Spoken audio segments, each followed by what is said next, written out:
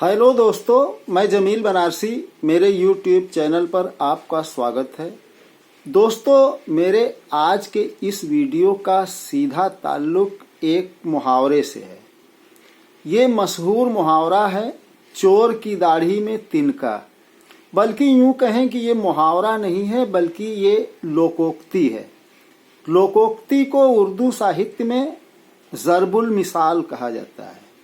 मुहावरा और लोकोक्ति में फर्क ये होता है कि लोकोक्ति के साथ एक कहानी जुड़ी होती है।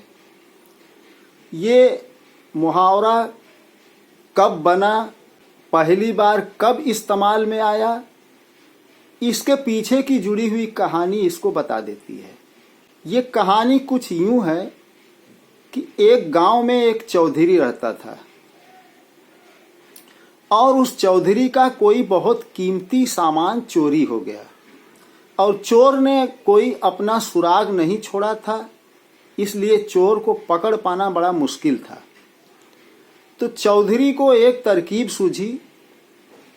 उसने पूरे गांव के लोगों की दावत की और ये भी कह दिया था कि मैं आपको दावत खा लेने के बाद खिताब भी करूंगा।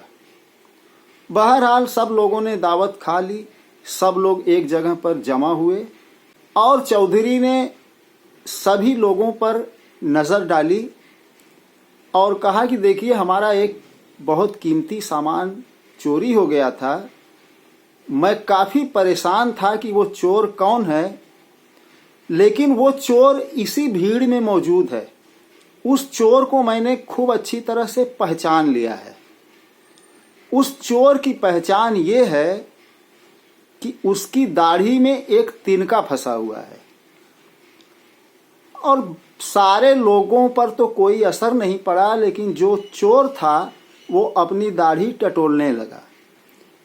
बस जैसे ही वो दाढ़ी अपनी टटोलने लगा, चौधरी ने उसी को जाके धर दबोचा।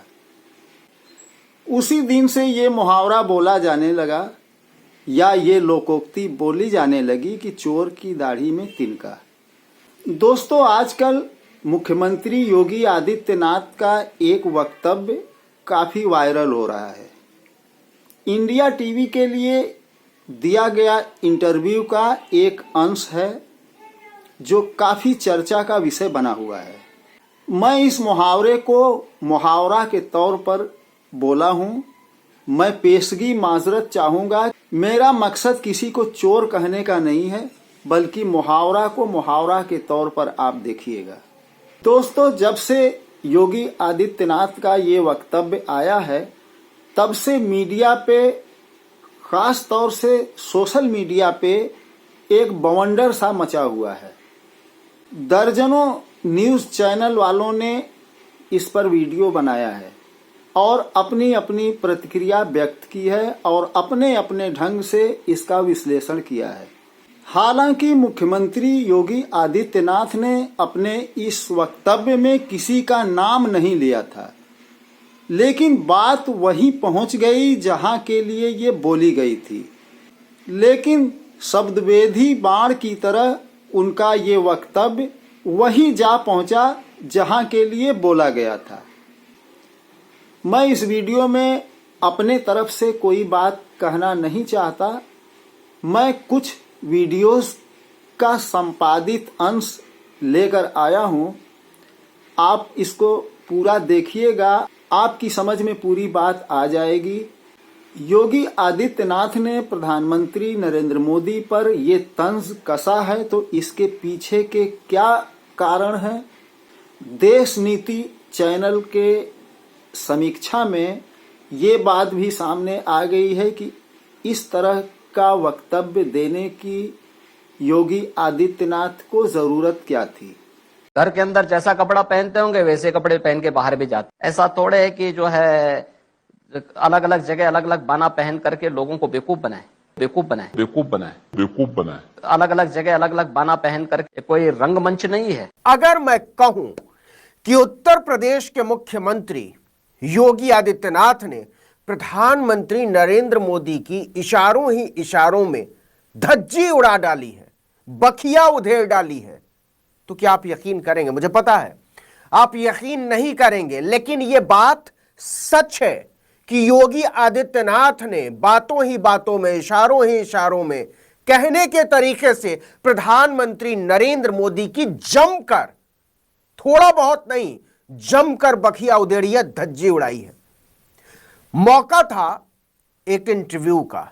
एक टीवी चैनल है इंडिया टीवी, उस टीवी चैनल पर योगी आदित्यनाथ का एक इंटरव्यू चल रहा था और इंटरव्यू करने वाला एक सवाल पूछता है और उस सवाल के जवाब में योगी आदित्यनाथ जो बोलते हैं वो अपने आप में माइलस्टोन है, मील का पत्थर है, क्योंकि आज तक प्रधानमंत्री नरेंद्र मोदी के बारे में ऐसी घनघोर टिप्पणी करने की हिम्मत, हिमाकत किसी ने नहीं की थी। छोड़ दीजिए भाजपा के नेताओं या भाजपा के पदाधिकारी या भाजपा के प्रवक्ता, विपक्ष के किसी नेता ने भी मोदी के बारे में ऐसी बात नहीं की होगी जैसी योगी आदित्यनाथ ने कर दी है। मैं फिर से कह रहा हूं कि इशारों ही इशारों में, क्योंकि जो इशारा है उनका वो बहुत कुछ साफ कर देता है और इतना साफ कर देता है कि कुछ भी पर्दे के भीतर नहीं रह जाता है। एक सवाल के जवाब में उन्होंने जो कहा है बिल्कुल हूबहू, पहली लाइन, हम में कोई दुविधा नहीं है, मतलब जैसा मैं बोलता हूं वैसा करता हूं, जो अंदर है वो बाहर है। दूसरी लाइन, लेकिन जो तीसरी लाइन और जहां से माहौल बनना शुरू होता है और जहां से प्रधानमंत्री नरेंद्र मोदी को लेकर उनकी टिप्पणी समझ में आने लगती है, वो तीसरी लाइन कहती है कि घर के अंदर जैसा कपड़ा पहनते हैं वैसे ही पहनकर बाहर भी जाते हैं। निश्चित तौर पर योगी आदित्यनाथ ये कहना चाहते थे कि मैं बेहद साधारण व्यक्ति हूं, मेरे व्यक्तित्व में कोई दोहरापन नहीं है और खासकर कपड़ों को लेकर तो हरगिज नहीं है। मैं निहायत साधारण हूं, जैसा अंदर कपड़ा पहनता हूं वैसा ही बाहर पहनता हूं, मंचों पर भी जाते हैं वही कपड़ा पहनकर। पांचवी लाइन, कहीं जाना है देश में दुनिया में वही बाना पहनेंगे, बाना मतलब वस्त्र, वही बाना। अब जरा प्रधानमंत्री के कपड़ों पर नजर डाल लीजिए, वो तो घड़ी घड़ी बाना बदलने वाले हैं, पल पल बाना बदलने वाले हैं, इतने रंग बदलते हैं कि रंगों को लगता होगा कि यार इतने रंग हमारे भीतर क्यों नहीं है। प्रधानमंत्री समझ में नहीं आता, हालांकि जो मीडिया का एक हिस्सा प्रधानमंत्री को परिधान मंत्री भी कहता है कि वो घड़ी घड़ी इतने कपड़े पहनते हैं कि प्रधानमंत्री कहें या परिधान मंत्री कहें कुछ समझ में नहीं आता। कई बार तो ऐसा हुआ कि एक दिन में 5-5 बार कपड़े बदल डाले। 4 घंटे के अंतर पर अगर 4 लोगों से मुलाकात हुई तो चारों से अलग अलग कपड़ों में मुलाकात हुई। पल भर में उनका साफा पगड़ी में बदल जाता है, पगड़ी जो है टोपी में बदल जाती है, पता नहीं कब तीर कमान आ जाए, पता नहीं कब हाथ में कंप्यूटर लैपटॉप आ जाए, कुछ समझ में नहीं आता। भारत के प्रधानमंत्री अगर किसी एक चीज के लिए दुनिया में सबसे ज्यादा मशहूर हैं तो वो है कपड़े बदलने के लिए, वस्त्र बदलने के लिए। हमारे प्रधानमंत्री या परिधान मंत्री जो भी कह लीजिए। लखनऊ में कल देर शाम एक चार्टर्ड प्लेन खड़ा, उस चार्टर्ड प्लेन को किसी का इंतजार था। इंतजार शुरू क्यों हुआ? दरअसल कल योगी आदित्यनाथ ने एक मीडिया हाउस के साथ बातचीत, परिधानों को लेकर कुछ टिप्पणी की। उन्होंने कहा हम तो जो अंदर पहनते हैं वही बाहर पहनते हैं, वही बाना जो अंदर बाना वही बाहर बाना, कुछ बदलते नहीं। उन लोगों जैसे हम नहीं हैं जो कपड़े बदल बदल कर बेवकूफ बना। ये बयान जैसे ही आया, कांग्रेस, समाजवादी पार्टी, पूरे विपक्ष के हाथ में मानो ब्रह्मास्त्र आ गया। बड़े दिन बाद विपक्ष को मजा आया, सब सीट शेयरिंग वगैरह का तमाम तनाव दिमाग से दूर हो गया, कुछ पल सुकून के, मुस्कुराने के, आनंद के। ट्विटर पर लगातार ट्रेंड हुआ, क्लिप गूंजने लगी, फैलने लगी, वायरल होने लगी और सवाल उठने लगा कि आखिर योगी आदित्यनाथ का इशारा किसकी तरफ है?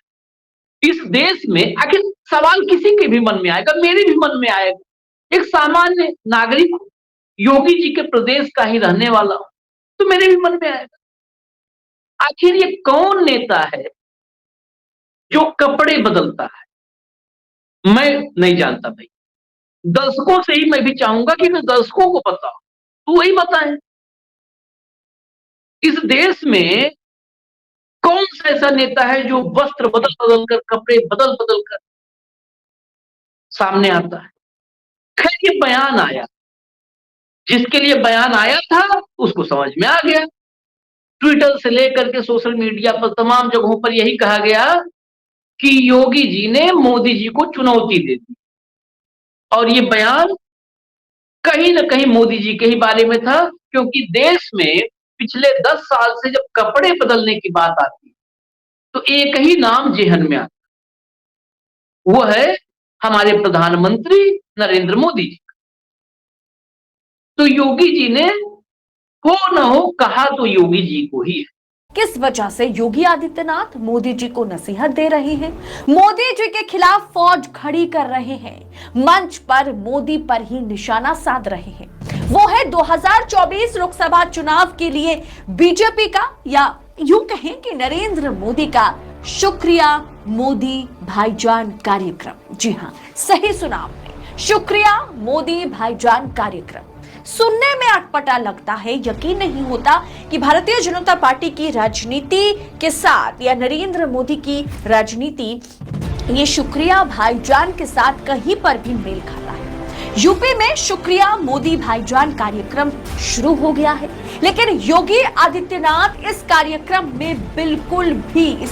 से बिल्कुल खुश नहीं है। लोकसभा चुनाव से ठीक पहले पहले मोदी जी का मुसलमानों के प्रति यू टर्न या पलटी मारना योगी आदित्यनाथ को पसंद नहीं आया। तमाम सारे पुराने तथ्यों और राजनीतिक अगर पैटर्नों को आप देखें तो नरेंद्र मोदी अभी इसे झुटलाने की कोशिश कर रहे हैं कि वो मुस्लिम विरोधी प्रधानमंत्री नहीं है। बीजेपी दोस्तों डोर टू डोर कैंपेन करेगी। यूपी की जो मुसलमान गांव है जहां मुस्लिम ज्यादा बसते हैं, उस इलाके में वो पहुंचेगी और लोगों को समझाएगी कि देखिए राम मंदिर क्यों बन रहा है, इसमें बीजेपी की ये सरकार की कोई गलती नहीं है, ये सुप्रीम कोर्ट के फैसले से बन रहा है। बीजेपी को लेकर के जो गलतफहमी मुसलमान समाज के बीच में है, उसे मोदी जी 2024 चुनाव से पहले दूर करना चाहते हैं। लेकिन दोस्तों आप हमें ये बताइए ना, आज राम मंदिर में राम लला की प्राण प्रतिष्ठा से लेकर के राम मंदिर उद्घाटन, हर जगह बस एक ही नाम है, वो है नरेंद्र मोदी। हर जगह एक ही तस्वीर है, नरेंद्र मोदी। यहाँ सुप्रीम कोर्ट का जिक्र तक नहीं है, रामलला की भी जिक्र नहीं है। ऐसे में कैसे मुस्लिम समाज की गलतफहमी दूर करेगी बीजेपी? और इसी के चलते दोस्तों मोदी और बीजेपी की शुक्रिया मोदी भाईजान कार्यक्रम से योगी आदित्यनाथ खुद को दूर रखना चाहते हैं, और वो चाहते भी नहीं है कि यूपी में ये कार्यक्रम हो। इसीलिए उन्होंने साफ शब्दों में एक इंटरव्यू में कहा कि सीएम ने कहा है कि ये कोई रंगमंच नहीं है, मैं जैसा कपड़ा घर पर पहनता हूं वैसा ही कपड़ा मैं बाहर भी पहनता हूं। ऐसा नहीं कि अलग अलग जगह पर अलग अलग कपड़े पहनकर लोगों को हम बेवकूफ बना सके। यहाँ दोस्तों हर कोई कह रहा है ये टिप्पणी एक तरह से मोदी जी जिस तरह से हर मंच पर कपड़े बदलते हैं उसके साथ है, लेकिन साथ साथ ये एक राजनीतिक सोच जिस तरह से मोदी जी बदल रहे हैं, चुनावी मौके को देखकर वोटों के लिए मोदी भाईजान जैसे कार्यक्रम को अंजाम वो दे रहे हैं। सीधा सीधा राजनीतिक फायदे के लिए मोदी जी रंग बदल रहे हैं, विचारधारा बदल रहे हैं, ये योगी को पसंद नहीं है। 2024 के लिए यूपी अल्पसंख्यक बीजेपी की तरफ से शुक्रिया मोदी भाईजान उसी मुहिम का हिस्सा है। योगी आदित्यनाथ को यूपी की राजनीतिक समीकरण को मोदी जी जिस तरह से चुनावी फायदे के लिए बिगाड़ना चाहते हैं, ये योगी जी को पसंद नहीं है। दोस्तों इस वीडियो में बस इतना ही। मिलता हूं अगले वीडियो में एक नए विषय के साथ। अगर मेरा वीडियो पहली बार आप देख रहे हैं तो मेहरबानी करके मेरा चैनल सब्सक्राइब कर लीजिएगा और अपना कमेंट भेजिएगा ज़रूर। ये वीडियो आपको कैसा लगा मैं ये जानने का ख्वाहिशमंद रहूँगा। मिलता हूँ अगले वीडियो में। जय हिंद।